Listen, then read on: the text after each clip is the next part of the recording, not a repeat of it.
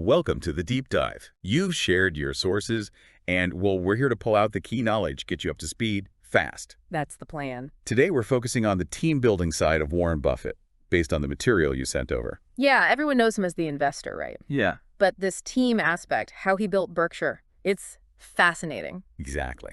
Less discussed, but maybe just as critical. So, for you, the learner, think of this as your guide to his methods. Maybe find some strategies you can use yourself. Definitely. We're going to walk through, 7 stages? 7 stages of his company building. We'll look at the signs, the benefits, how you might apply it, who the competitors were, and the lessons learned each time. Sounds good. It really is striking how his approach to building the company, it mirrors his investment ideas. Oh, so? It's always about finding that real value, aiming for long-term growth and, sticking to core principles. But here, the principles are embodied in the people. Right, people as the core asset.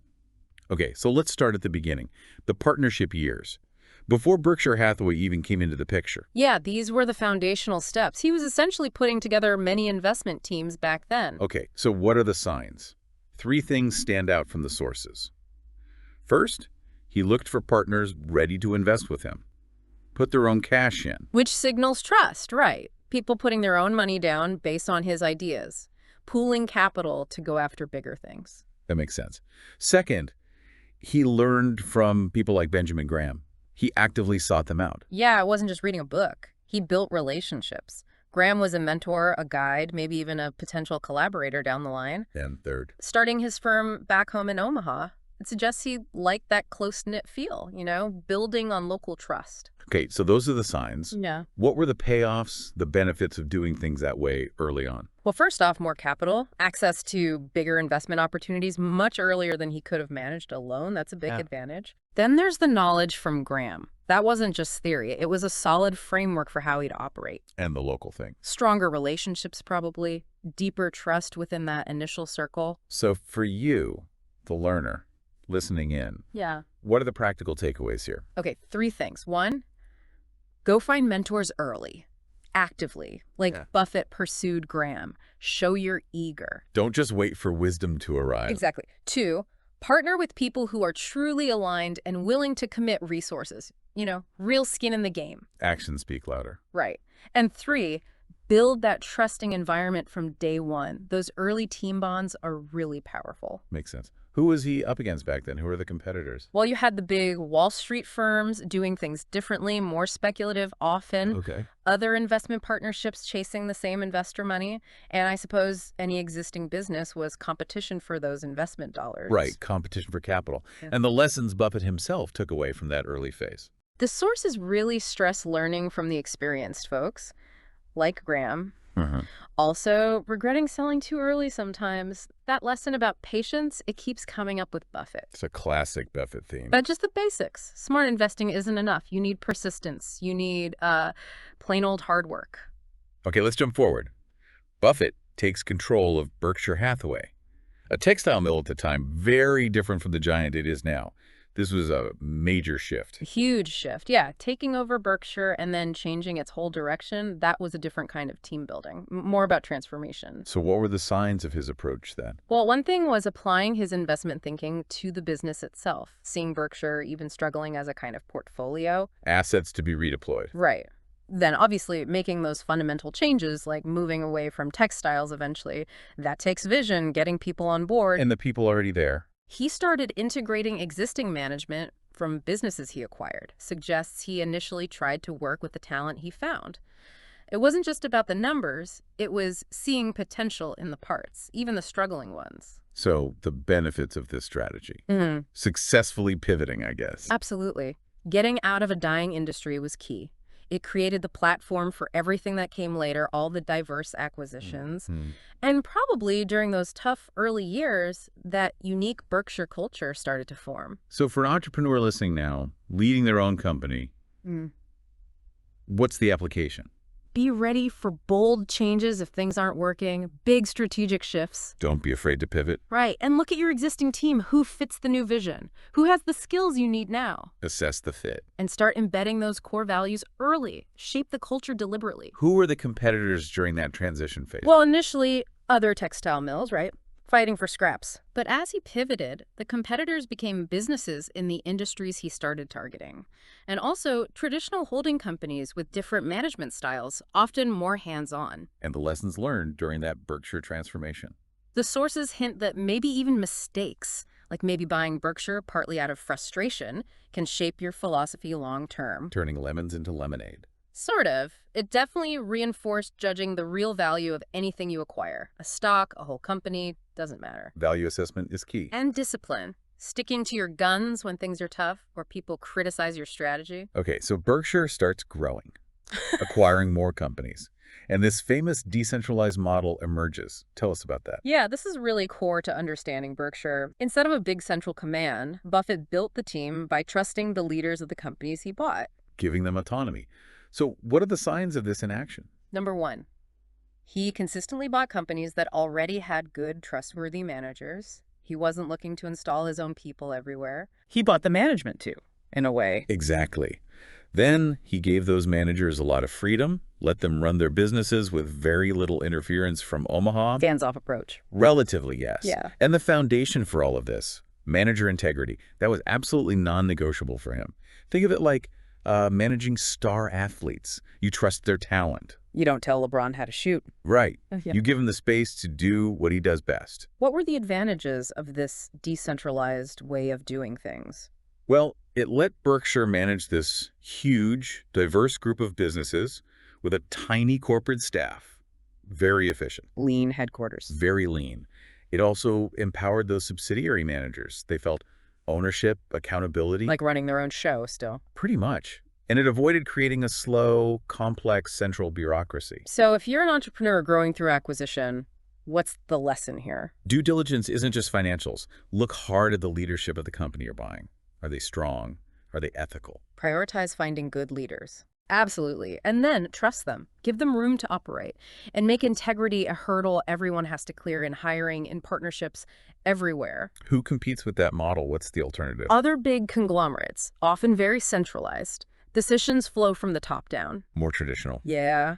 Also, private equity firms, they tend to be much more hands-on, making big operational changes. Different philosophy entirely. Right. And just generally all large companies competing for good acquisitions and top managers. And the core lessons from building this decentralized structure. Integrity, integrity, integrity. The sources really hammer this home.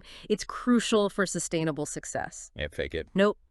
Hiring great people and giving them autonomy, that's key to management. And none of it works without a culture of trust. That underpins the whole decentralized thing. You absolutely cannot talk about Buffett without talking about Charlie Munger. That partnership seems central. How did that fit into team building?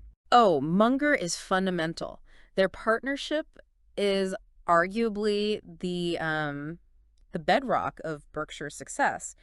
It shaped Buffett's thinking profoundly. It's like the ultimate team up at the top. What defines that partnership? What were the signs of how they worked together? Well, just the length and depth of it, based on huge mutual respect and really complementary skills. They didn't always agree at first, apparently. Constructive disagreement. Seems like it.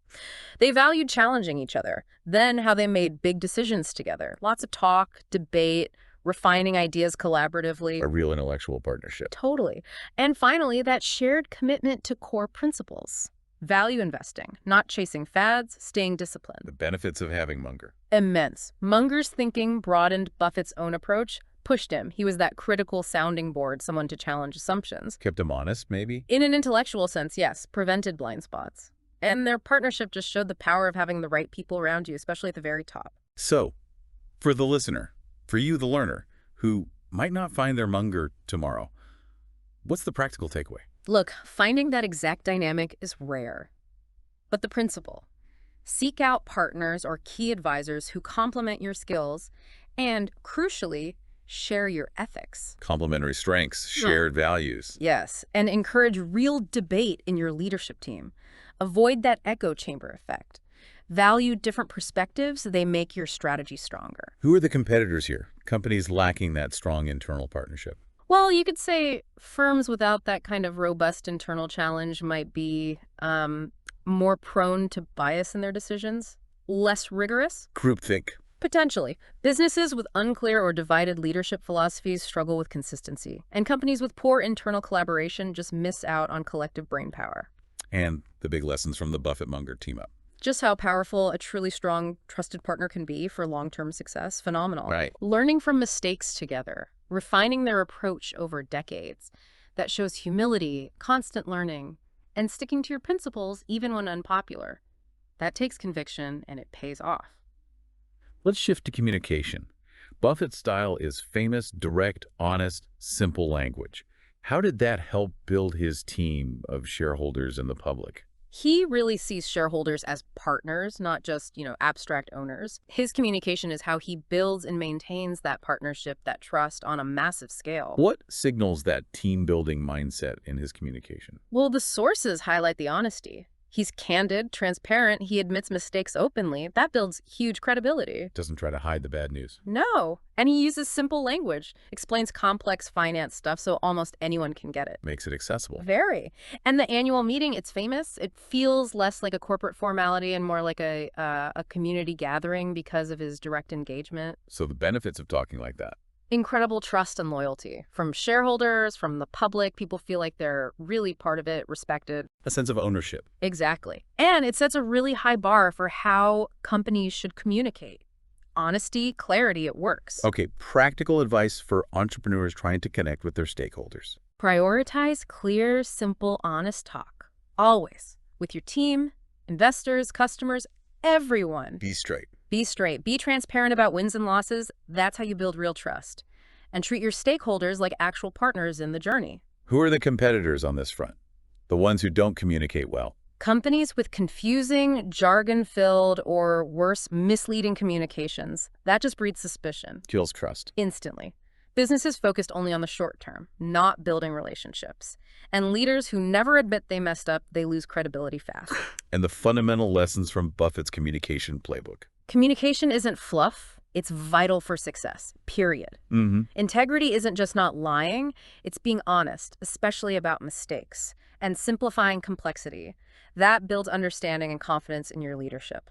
Let's talk about the internal culture at Berkshire and its companies.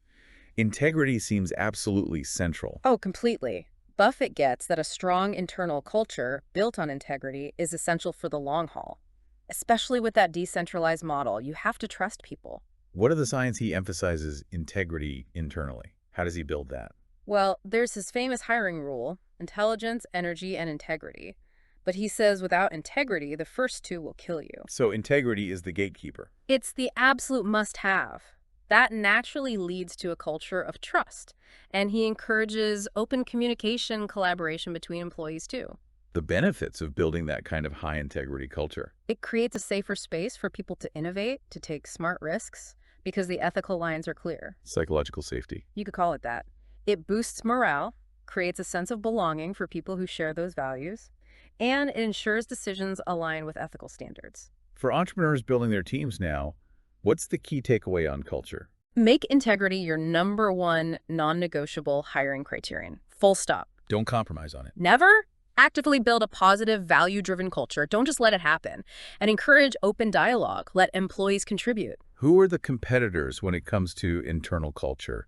What's the negative example? Companies known for toxic or unethical environments, where fear dominates, stifling innovation, and places where the leaders themselves lack integrity that sets the worst possible example. And the lasting lessons about nurturing that internal culture. Integrity isn't just a leadership quality, it's the foundation for all other good leadership qualities. It's bedrock. Absolutely. Hiring the right people who share those values is fundamental. And you have to lead by example. Walk the talk on ethics. Finally, let's look at the future. Succession planning, legacy. This has become more prominent lately. How does this fit the team-building story? Well, succession planning is team building, isn't it? It's the ultimate long-term team build, preparing the next generation to lead the organization successfully. Good point. What are the signs Buffett's been focused on building this future team? The most obvious is publicly naming and preparing successors, like Greg Abel. He's been pretty open about the plan. Providing clarity. Yes. He also consistently expresses confidence in their ability to lead Berkshire forward. And his focus isn't just on who takes over, but on preserving that unique Berkshire culture long term. It's about more than just him. What are the benefits of handling succession this way? It gives stability and clarity to everyone involved, shareholders, employees, reduces uncertainty. It makes it more likely that the core principles, the management style, will continue. And it uses the deep experience of leaders who've grown up within Berkshire. So for entrepreneurs thinking about their own exit or transition someday, what's the lesson from Buffett's succession approach? Start early. Identify and mentor potential future leaders within your company. Develop internal talent. Definitely. Communicate your succession plans clearly when the time is right, reassure people, and focus on building a culture that's strong enough to outlast you. Who are the competitors in succession planning? The cautionary tales. Companies with messy, unclear, or contested succession plans, that creates chaos. Yeah, you see that happen. Or businesses where the culture is totally dependent on one charismatic founder. When they leave, what's left? And companies that always look outside for leaders, never developing their own. And the ultimate lessons from Buffett on legacy and succession.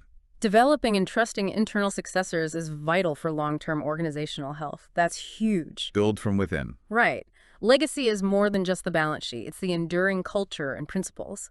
And real leadership includes preparing the next generation to carry the torch. Okay, so wrapping up this deep dive, what are the main themes running through Buffett's whole team-building story? I'd say 4 big things keep popping up. 1, trust, giving it and earning it. 2, integrity, the absolute foundation. Non-negotiable. Non-negotiable. 3, autonomy, empowering good people. And 4, communication, clear, honest, transparent. It really seems like these team-building principles were just as important to his success as the investing genius, wouldn't you say? I think that's absolutely right. They're 2 sides of the same coin for him. So, a final thought for you, the learner. How might these principles, trust, integrity, autonomy, communication, apply in your world, your teams, your ventures, your own leadership? Yeah, maybe this gives you a new lens to look at how you build and nurture the people around you. It's worth thinking about. And if you want to go deeper, definitely check out Buffett's own writings, The Berkshire History. There's always more to learn. Thanks for joining us for the Deep Dive. Welcome to the Deep Dive. You've shared your sources, and well, we're here to pull out the key knowledge, get you up to speed fast. That's the plan. Today, we're focusing on the team-building side of Warren Buffett, based on the material you sent over. Yeah, everyone knows him as the investor, right? Yeah. But this team aspect, how he built Berkshire, it's fascinating. Exactly.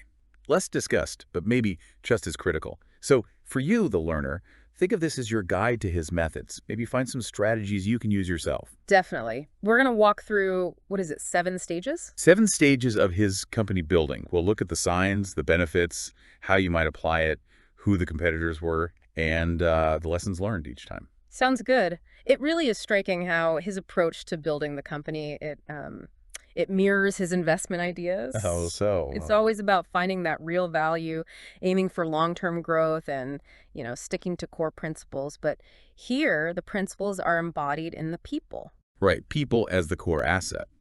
Okay, so let's start at the beginning. The partnership years. Before Berkshire Hathaway even came into the picture. Yeah, these were the foundational steps. He was essentially putting together many investment teams back then. Okay, so what are the signs? 3 things stand out from the sources. First, he looked for partners ready to invest with him, put their own cash in. Which signals trust, right? People putting their own money down based on his ideas, pooling capital to go after bigger things. That makes sense.